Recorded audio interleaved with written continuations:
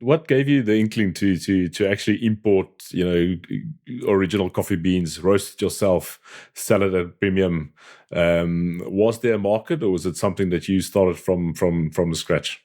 Actually, my wife hates when I tell this story, but it's the truth. I've never been a guy that went on blind dates. I didn't believe in blind dates. And then a bosom buddy of mine since school, Bali Swart, actually introduced my wife to me as a blind date. And, that was the first and last blind date of my life, which I married, which is a good thing. So it was about a flip on our second date in the East Rand Mall in Boksburg. We went out for a movie and afterwards looking for a coffee shop, walking around, and tucked away in a corner was this really minute little coffee shop with nobody in but the two of us and the guy sitting behind the counter listening to a radio. So we ordered coffee, and I said to her, "This is brilliant coffee. It's strange that there's nobody here." But then looked around, and without being overcritical, the menu was really crappy little menu. There was a couple of sandwiches and wasn't really servicing. And I got this crazy idea, as the Type 5 normally gets, and I said to this geezer, "Is this your store, uncle?" He says to me, No, it's my two sons. They're dentists in Boksburg. I'm just looking after the store. And I said, "Don't you want to sell?" Not having money. He says, "Well, it's not really in the market, but give me your number and we'll come back to you." A year later, I got this call. He says to me, "Do you remember me?" I said, "Yeah." He says, "Are you still interested?" I said, "Yes. What do you want?" I'll never.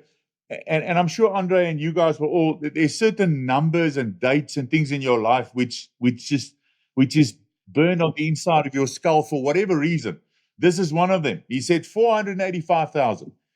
I said yes. I didn't have 100,000.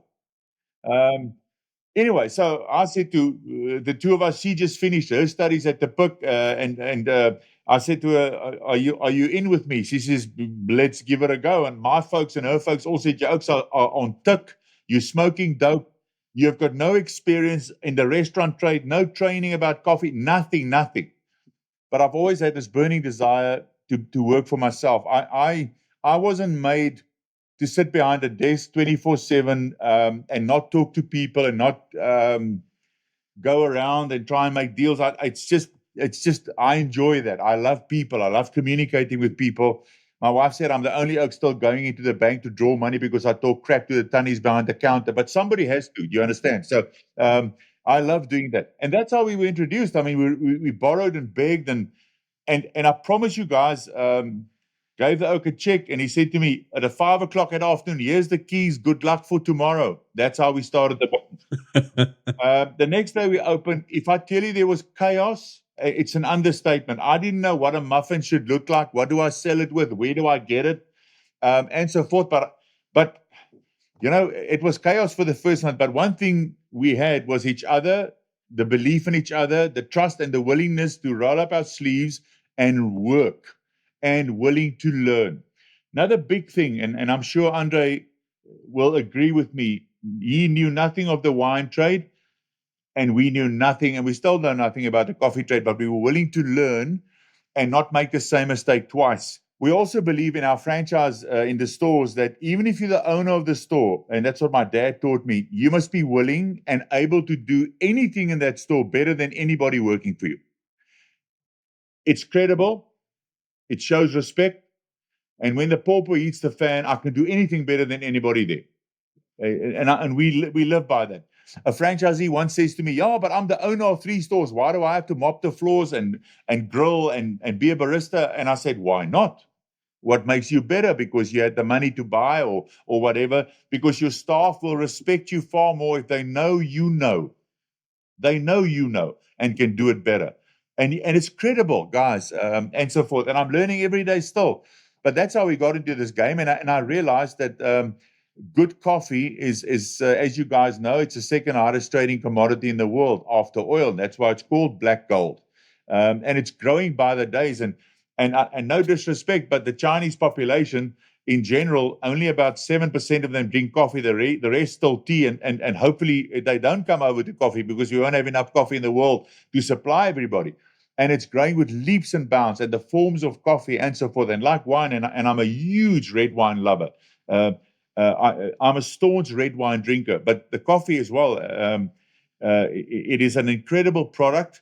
And the quality of the beans, I quickly realized that I was roasting my own beans in the store and people started buying. And I quickly realized people are willing to pay for a product. Like Jannie Engelbrecht, the legendary Jannie Engelbrecht of Rust and Vrede, used to say with his gebrei, he used to say always on tour, guys, good red wine at any price is still a bargain.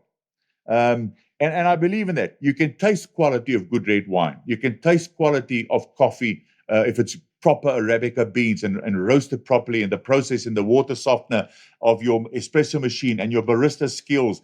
Those are all things like the winemaker, like the soil, like the terroir, like the oak he uses or not, and the hand of God and nature. All those things make an unbelievable bottle of wine. So's coffee. As with wine, you can have the same coffee from Brazil, from the same region, that might taste slightly different every year because of the terroir and the soil and the weather conditions of these things. And I think that makes it extremely interesting and popular. And just to prove that point, cappuccino is the most popular hot drink in the world by far. So if you make a proper cappuccino with quality beans, quality barista, water quality, and those things, and I've done that survey in our stores, if you're a coffee lover and you sit down, you drink at least 2.2 cups at a sitting, guaranteed.